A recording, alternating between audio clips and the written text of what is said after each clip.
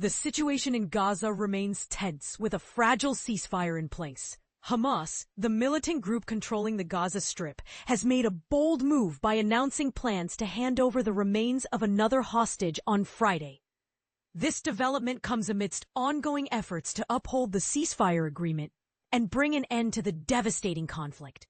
But here's where it gets controversial.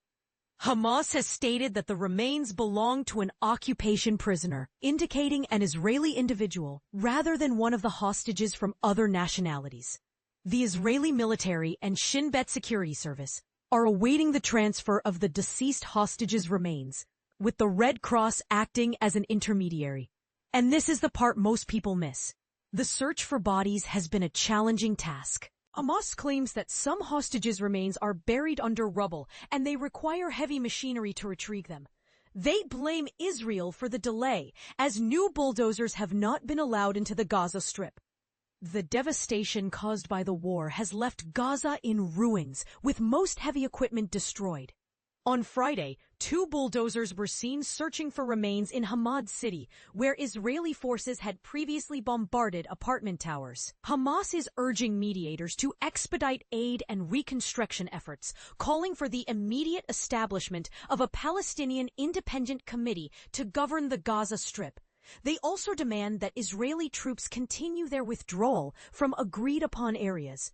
The ceasefire plan, introduced by U.S. President Donald Trump, set a deadline for the handover of all hostages, living and dead. Israeli Prime Minister Benjamin Netanyahu has made it clear that Israel will not compromise on this matter. Retrieving the bodies of deceased hostages has proven to be a complex task.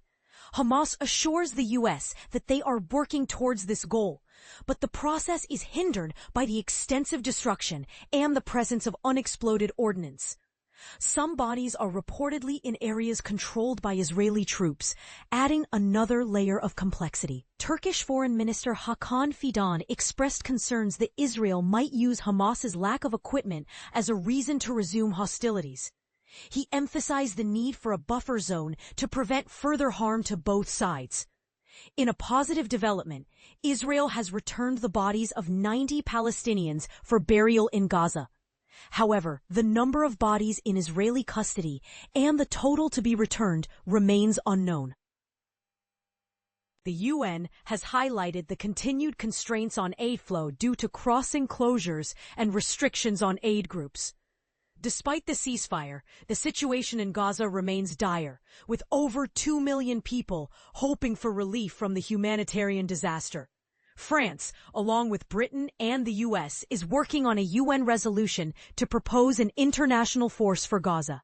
This force would oversee Egyptian-trained Palestinian police and contribute to the stabilization of the region.